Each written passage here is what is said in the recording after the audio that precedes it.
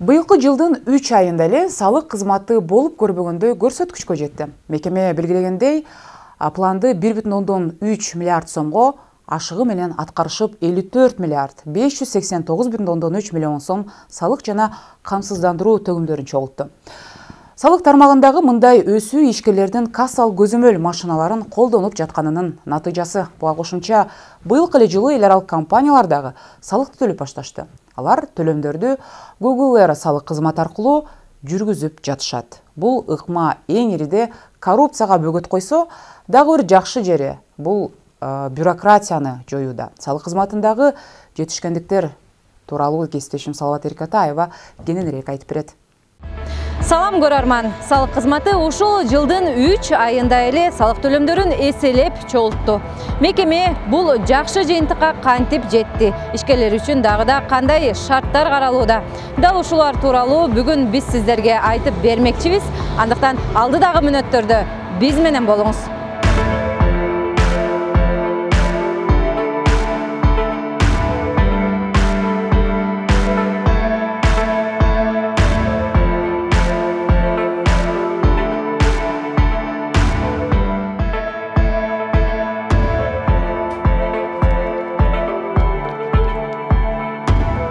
Былтыркы жылдан баштап ушул ишкерлердин басымдуу бөлүгү ККМ аппараттарын колдонуп жатышат. Азыр мен бул жакта өзүмө керектүү нерселерди алдым.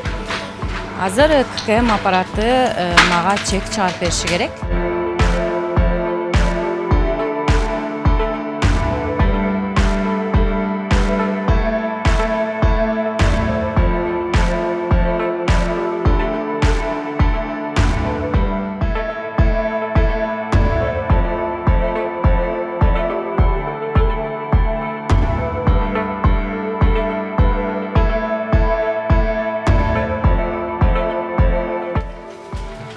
Ушул чекти мага ККМ аппараты чыгарып берди. Бул деген ишкер салыкты төлөдү дегенин кепили. Негизинен айтканда айта турган болсок, былтыркы жылы киргизилген бул ыкма быйылкы жылы өзгөчө жыйынтыгын берип жатат десек эч жаңылышпайбыз. Азыр мен сиздерге кыскача салыштырмалуу иретинде айтып берүүгө аракет кылайын. Айтсак, мамлекеттик салык кызматы 2023 жылдын январь-март айларында 54 миллиард 589,3 миллион сом салык жана камсыздандыруу төгүмдөрүн чогултту. Белгиленген план 1,3 миллиард сомго ашыгы менен аткарылды. 2022 жылдын ушул мезгилине салыштырмалуу 8 миллиард сомго көп жыйналды. Өткөн жылы өлкө боюнча 35 миңдей ишкер ККМ аппаратын колдонсо, быйыл бул көрсөткүч 60 миңге жакындады. Ошол маалда мамлекет ишкерлерге 10 миң деген ККМ аппаратын бекер бергенин билсеңиздер керек. Ал эми быйыл болсо кандай каралууда? Ишкерлерге бекер берилеби же сатып алабы? Мына ушуну биз азыр адистен сурап көрөлү. Быйыл дагы буюрса бекер ККМ сатып алып, ишкерлерге бекер таркатуу пландалып жатат. Андан сырткары ККМ колдонууну түшүндүрүү иштери жерлерде мамлекеттик салык кызматынын инспекторлор аркылуу өткөрүлүп жатат. Андан сырткары биздин социалдык тармактарда, ар кандай телеканалдарда да жүргүзүлүүдө.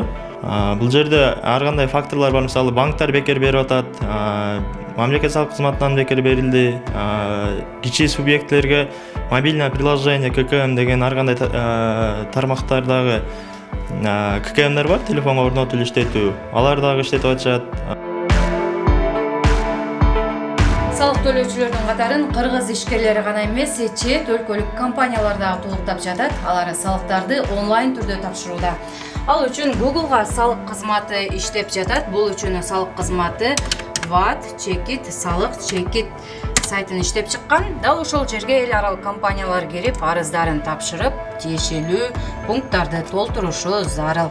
Негизинен айта турган болсок, Google-га салык кызматы эң ириде коррупциянын алдын алса, ага кошумча бюрократияны жоет. Мен сиздерге азыр дал ушул Google-га салык кызматы аркылуу кайсыл эл аралык компаниялар салыкты төлөгөндүгү тууралуу кенен айтып берейин. Былтыркы жылдан баштап Google-га салык кызматы менен төлөмдөрдү Яндекс.Go компаниясы менен катар катар Vascani Ventures, Xsola жана Adobe сыяктуу эл аралык компаниялар төлөп жатат. Булар эмне болгон компаниялар десеңиздер, азыр түшүндүрүп өтөйүн. Яндекс.Го компаниясын бардыңыздар эле билсеңиздер керек. Бул компания такси, жеткирип берүү кызматы менен алектенет. Россия жана КМШ мамлекеттеринде ишмердүүлүк кылып келүүдө. Vascani Ventures Limited компаниясы хостинг жаатындагы ишкана. Дегенибиз, алар өзлөрүнүн техникалык аятчасында веб-сайттарды, маалыматтарды жайгаштыруу кызматын аткарышат. Xsola компаниясы болсо онлайн оюндардагы төлөмдөрдү кабыл алуучу сервис. Ал эми Adobe бул программалык камсыздоону иштеп чыккан компания. Жөнөкөй тил менен айтканда, биз даярдаган мына ушул материал Adobe программасынын жардамы менен монтаждалып чыгарылууда. Анткени биз алардын программасын сатып алып, пайдаланып жатабыз. Жогорудагы атап өткөн эл аралык компания республиканын бюджетине 85 миллион сомдон ашык суммадагы кошумча нарк салыгын төлөштү. Бул чек эмес. Ушу тапта Google'га салык кызматына 39 эл аралык компания аралыктан салыктык каттоодон өтүшкөн. Алардын ичинен Америка Кошмо Штатында катталган 6 компания, Дубайда, Ирландияда, Нидерландияда 4 компания. Ал эми Улуу Британия, Канада, Кипрде 3 болсо, Бириккен Араб Эмиратында, Россияда жана Люксембургда, Кайман аралында, Латвияда жана Японияда 2 компания, 1 компания Эстонияда, Арменияда, Казакстан жана Швецияда катталган. Алар салыкты кызмат көрсөтүүдөн түшкөн каражаттын 12%-ын төлөшөт. Мамлекет ишкерлер үчүн жагымдуу шарттарды түзүү менен аларга колдоо көрсөтүү аракетин улантууда. Ага ылайык президент Садыр Жапаров Кыргызстандын айрым мыйзам актыларына салык салуу жөнүндөгү өзгөртүүлөрдү киргизүү жөнүндө мыйзамга кол койду. Урматтуу көрөрман, биз азыр Кыргызстандагы айрым мыйзам актыларына салык жаатындагы өзгөртүүлөрдү киргизүү жөнүндөгү мыйзам тууралуу кыскача маек курмакчыбыз. Дал ошол маекти бизге салык кызматынын төрагасынын орун басары Нурлан мырза кенен түшүндүрүп бермекчи. Нурлан мырза, саламатсызбы? Мына ушул мыйзамда негизи эле Баткен, Оштогу ошол чек ара жаатында жапа чеккен ишкерлерге да жакшы жеңилдиктер каралыптыр. Алардын тизмелери сиздерде барбы, түзүлгөнбү? Ошол кандай жаатта уланат? Туура айтып кеттиңер. Азыркы учурда мына ушул мыйзам өткөндөн кийин күчүнө кирип иштеп баштады. Тизме боюнча айтып кетсек, тизмелер бар. Анткени деген былтыр өзүнчө комиссия иштеп чыккан. Бул жергиликтүү бийликтин тарабынан да. Ошо тизменин негизинде анын ушундай жумуштар башталат да. Кимдер ошо тизмеге кирсе, карызы салыктан бар болсо, ошол атайын комиссия түзүлөт. Документтердин негизинде ошондой карызды кечирүү боюнча процесстери башталат.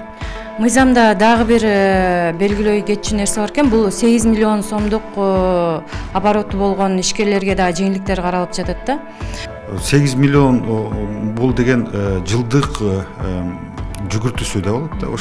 Ошондой суммадан ашпаса, анда мурунку көрүлгөн ставкалары өзгөрдү да, төмөндөдү да. Мисалы, былтыркы кабылган салык кодексинде 1-жылы 22 жылы 0 болуп, анан 2-жылы 23 жылы 1% болмок да. Бирок деген ошо